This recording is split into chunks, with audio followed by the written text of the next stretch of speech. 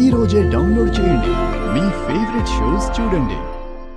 రేఖ, నువ్వు బాగా అలసిపోయి ఉంటావు, రెస్ట్ తీసుకో. ఆగు రేఖ. ముందు నువ్వు రాఘవ ప్రశ్నలకి సమాధానాలు చెప్పాలి.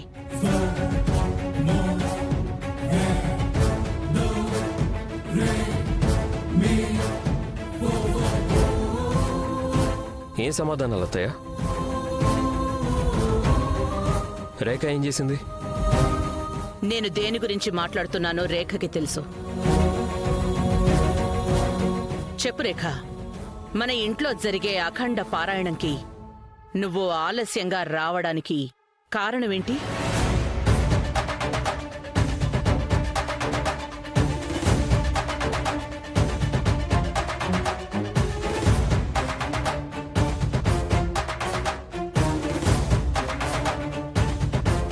చెప్పు. ఇక్కడికి రావడానికి ముందు నువ్వు ఎక్కడున్నావు?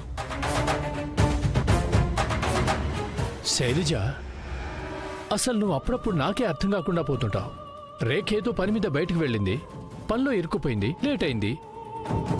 కానీ తను తిరిగి వచ్చిన తర్వాత తనే పూజకి ఆటంకం కలగకుండా ఆపింది. వదిలేయ్. అరే, గతం గతించింది. నా గురించి బాగా తెలుసు. నేను అందరిలాంటి ఆడదాన్ని కాదు. ఎవరో చెప్పిన మాటలు విని మోసపోయే రకాన్ని అస్సలు కాదు. రేఖ, మీ మావయ్య నన్ను విలన్ని చెయ్యకముందే నువ్వు నిజం చెప్పాలి. నిజం చెప్పు తల్లి, నువ్వెక్కడున్నావు?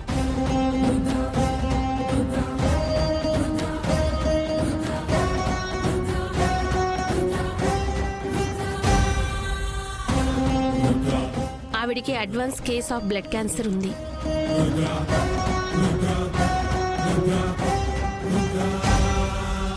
ఇంకా ఏం ఆలోచిస్తున్నావు? రేఖ, ఇప్పుడు ఈ విషయాన్ని దాచి ఎలాంటి ఉపయోగం లేదు.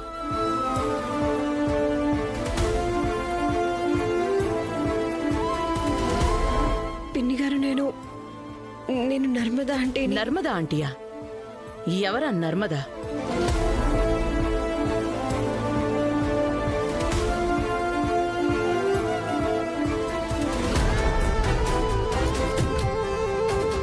నర్మదా అరుణ్ గారు.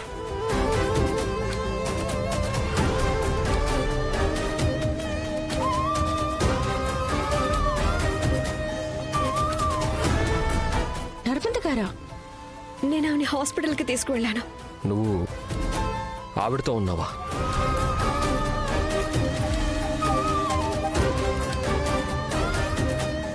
ఇప్పుడు చెప్పండి, నేను ఈ ప్రశ్న అడగడం అవసరమా లేక కాదా? మన ఇంట్లో పెద్ద పూజని మానుకుని మరీ నువ్వు ఆ మనిషితో ఉన్నావా? తనని కలవద్దు అని రాఘవ నీకు ఎన్నోసార్లు నచ్చజెప్పాడు. హలో,